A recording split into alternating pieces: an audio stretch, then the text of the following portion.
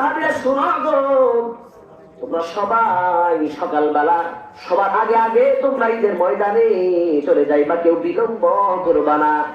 আমিরুল মুমিনিন এই কথা বলার পরে পরে কেউ তো আর ঘরে থাকতে পারে না, বিলম্ব করতে পারে না, সবাই সবার আগে আগে ঈদের ময়দানে সবাই চলে আসলো।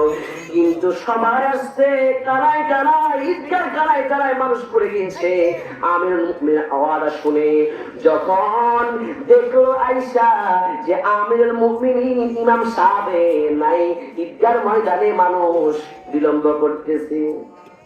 আমি আপনারা সবাই আসলেন, আমি আসলাম না, আপনারা কি করবেন?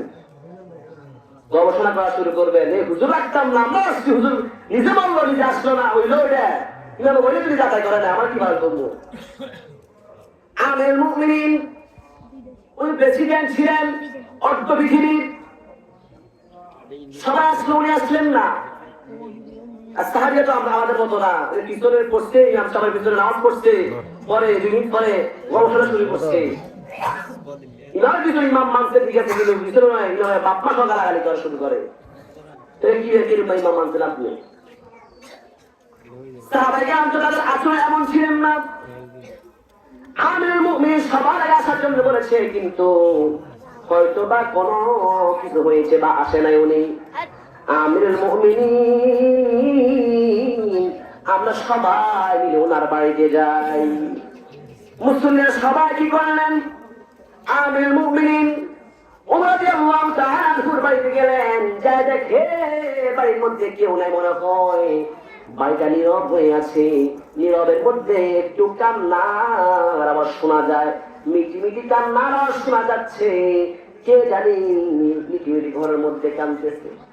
হায় আজকে তো ঈদের দিন, আজকে কান্না করবে কে?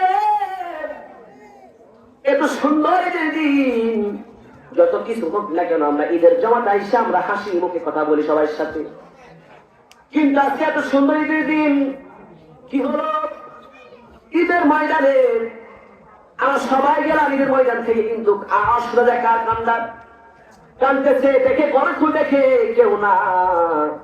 যিনি আমিরুল মুমিনিন অর্ধ পৃথিবীর প্রেসিডেন্ট ছিলেন, উনি ঢুকে ঢুকে কাঁদতেছে কাঁদতেছে। সবাই বললেন, ও আমিরুল মুমিনিন আপনি কাঁদলেন কেন? কাঁদলেন কেন গো? আপনার কি হয়েছে? কিসের অভাবে আপনি কাঁদতেছেন?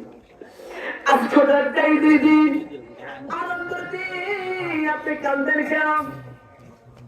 এবং আপনি সবাই ঈদের জামাতে আগে আসার জন্য বললেন, কিন্তু আপনি আসেন না, তার কারণটা কি আপনি একটু বলে দিন। আমিরুল মুমিনিন বলে, শোনো গো শোনো গো, আজকে তো ঈদ, তার জন্য যে গুনাহ ক্ষমা পাইছে তার জন্য খুশি, যে গুনাহ ছিলের মধ্যে গুনাহ লইয়া ঈদের ময়দানে আসছে তার জন্য ঈদ নয়, তার জন্য আনন্দ নয়। আরে গুনাহ থাকলে আনন্দ হয় কেমনে? অন্যায় থাকলে আল্লাহ যদি ক্ষমা না করে, তার মানে আমার পছন্দ আল্লাহ করে নাই। আল্লাহ আমার পছন্দ করে নাই, কেন ঈদের ময়দানে যাচ্ছি না, হয়তো আমার গুনাহ করে ক্ষমা হয় নাই, এই কারণে আমি ঘরের মধ্যে ঢুকে ঢুকে কাঁদতেছি। আমিরুল মুমিনিন বলে, শোনো গো, আমি এই কারণে ঈদের ময়দানে যাই নাই। জোরে জোরে বলুন আল্লাহু আকবার।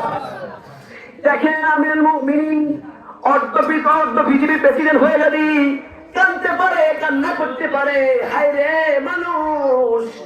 1 নম্বর রোজা রাখি নাই, 2 নম্বর হলো ঈদের ময়দানে আসে হাসি খুশি, আবার বাড়িতে যাইয়া রং তামাশা সে বেশি করে। যে রোজা রাখে নাই, তারাবিও পড়ে নাই, মসজিদে আসে নাই, সম্পর্ক ছিল না ইসলামের সঙ্গে, রোজার সঙ্গে, নামাজের সঙ্গে, কিন্তু দেখবেন সবাই থেকে খুশি সে বেশি।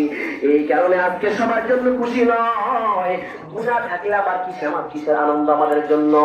সওয়াব থাকলে কিসের আনন্দ আমাদের জন্য? ওই ব্যক্তি যে আনন্দ, যে ব্যক্তি পরিপূর্ণ কদর রাখবে, ক্ষমা পাইছে, বরাত পাইয়ে ক্ষমা পাইছে, আপনার সবে কদর পাইয়ে ক্ষমা পাইছে, তাহাজ্জুদের সময় পাইয়ে ক্ষমা পাইছে, আপনার তাহাজ্জুদের সময় ক্ষমা পাইছে, ইফতারের সময় দোয়া করে ক্ষমা পাইছে, তার জন্য খুশি আনন্দ। কিন্তু আমাদের যাদের গুনাহ আছে তাদের জন্য তো আনন্দ হতে পারে না। আমার আল্লাহ রব্বুল আলামিন বলে ওয়ালাকাদ যারানা লিজাহান্নামা কাসীরাম মিনাল জিন্নি ওয়াল ইনসি লাহুম কুলুবুন লা ইয়াফকাহুনা বিহা ওয়া লাহুম আয়ুনুন লা ইউবসিরুনা বিহা। আল্লাহ পাক রব্বুল আলামিন বলেন, ও দুনিয়ার মানুষ শুনো, আমি আল্লাহ রাব্বুল আলামিন কিছু কিছু মানুষ জিন জাত বানাইছি, কিছু কিছু মানুষ জিন জাত বানাইছি শুধু জাহান্নামে পড়ানোর জন্য। নাউযুবিল্লাহ বলেন। আমি তো আল্লাহ ওয়া মা খালাকাতুল জিন্না ইল্লা ওয়াল ইনসা লিয়াবুদুন, আমি আল্লাহ মানুষ এবং জিনকে সৃষ্টি করছি আল্লাহ গোলামির জন্য। আবার এই আয়াতে আল্লাহ বলতেছে আমি আল্লাহ কিছু মানুষ এবং জিন জাতি বানাইছি জাহান্নামে রাখার জন্য। নাউযুবিল্লাহ বলেন। সূরা আরাফের 179 নম্বর আয়াতের মধ্যে আল্লাহ উল্লেখ করেছেন কিছু মানুষ বানাইছি শুধু জাহান্নামে পোড়াবো, এদের কোনো আওয়াজ বোঝা নাই। কেমন তারা? এরা চিন্তা করে আমরা হতে পারি তারা আল্লাহ রাব্বুল আলামিন বলে এরা হচ্ছে তারা যারা কোরআন শুনে শ্রবণ করে কিন্তু ভিতরে লোকেরা, মানে তারা শুনে মানে না, ওয়াজ শুনে, এরা কোরআন তেলাওয়াত শুনবে, কান দিয়ে শুনবে, শুনবে ঠিক আছে, তা পালন করবে করবে না। তাদের পা আছে ঠিক আছে কিন্তু মসজিদে যাবে না। তাদের মন আছে যে তারা মসজিদে যাওয়ার একটা মন মানসিকতা তাদের থাকবে, এইটা তাদের থাকবে না। আল্লাহ বলেছে তাদের হাত থাকবে কিন্তু এই হাত দিয়ে তারা ভালো কাজ করতে পারবে করবে না, মন চাইবে না। কেন? আমি আল্লাহ তাদেরকে অন্তরের মধ্যে মোহর মেরে দিয়েছি, তাদের কলমের মধ্যে মোহর মেরে দিয়েছি, তাদের কানের মধ্যে মোহর মেরে দিয়েছি। শুনবে কোরআন তেলাওয়াত, হাদিসের বয়ান শুনবে, কিন্তু মরণের কথা শুনবে তো ভয় আসবে না। দেখবেন যারা ইমানদার কেমনে বুঝবেন, যদি আপনি দেখেন আপনার মরণের কথা যখন বলার পর সঙ্গে সঙ্গে আপনার মনে আসছে আমি তো একদিন মরে যাব, চিন্তা আসছে, পরের বেলা থেকে নামাজ শুরু করছেন, মনে রাখবেন আল্লাহ আপনার অন্তরে নূর ঢেলে দিয়েছিল, ঈমান দান করেছে। তাহলে এই কথা শুনে যাদের অন্তর গলবে না, নামাজ ওয়াজ শুনে গেছে যা, কিন্তু শুনে গেছে ঠিক আছে, কিন্তু পরে বাইরে হয়ে বলে দূর কি হয়েছে, হুজুর ওয়াজ হুজুর মসজিদে থাক, আমি যাই বাড়িতে যাই ঘুমাই, তাহলে ঠিক আছে আসলে তার অন্যায় না। আল্লাহ বলছে তার জন্য আমি জাহান্নাম শুধু তার কোরআন জন্য বানাইছি, পাথর এবং মানুষ জাহান্নামের লাকড়ি হবে। নাউযুবিল্লাহ। জাহান্নামের লাকড়ি কি? পাথর এবং মানুষ, যে আল্লাহ জাহান্নাম জ্বালাবে মানুষকে।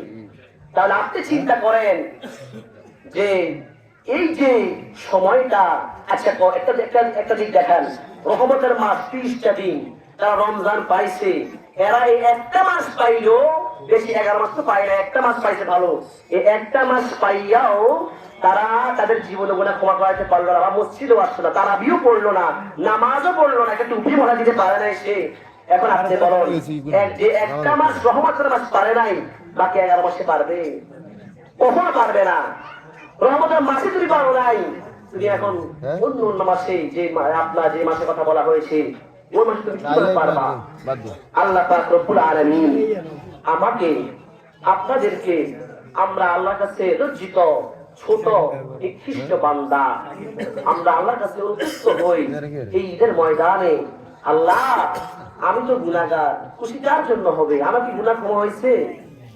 আমার কি অন্যায় ক্ষমা হয়েছে? আমার জন্য আনন্দ কেমনে হবে? তখন আমাদের মুখে আর হাসি আসবে না। আমাদের নবীজি বলেছে তোমরা বেশি বেশি কান্না করো, হাসো কম, কথা বলো কম, কিন্তু আমল করো বেশি। কিন্তু আমরা মসজিদে যাইলে কথা বাড়ে, ঈদগাহ আসলে কথা বাড়ে, যত কথাবার্তা মসজিদে ঈদগাহ আসলে আমাদের উল্টা পাল্টা কথাবার্তা বাড়ে, ভালো কথা আমাদের মুখে বের হয় না। আল্লাহ পাক রব্বুল আলামিন আমাদের সকলের অন্তরে ঈমান দান করুক, সকলে বলুন আমিন। ঈদের ময়দানে আল্লাহ পাক যখন নামাজ শেষ করবো, যেন আমরা গুনাহতে যেন আল্লাহ যেন আমাদের ওই যে পুরস্কারটা যেন আমাদের নসিবও যেন কবুল করে, সকলে বলুন আমিন। ওমা তাওফীকি ইল্লা বিল্লাহ। আসসালামু আলাইকুম ওয়া রাহমাতুল্লাহি ওয়া বারাকাতুহু। প্রায় 8 মিনিট সময় আছে। আমরা কত সময় দিয়েছি?